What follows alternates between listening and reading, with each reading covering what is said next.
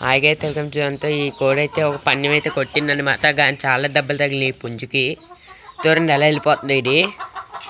ఇది ఇంకా పౌర్తం రోతం మాత్రంతోనే ఉంది. నన్ను తూతి ఎవరైతే వీడియో తీస్తున్నారో అనుకుంటుంది ఇది.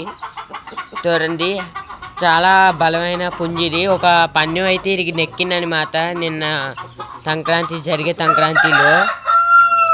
దీనికి చాలా పెద్ద గాయం అయితే అయింది. ఆ గాయం ఏంటంటే ఇదిగోండి గాయం.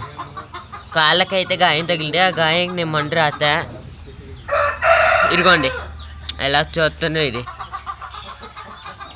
నేను చూపించాను కదా లోపల పుంజు ఉందని.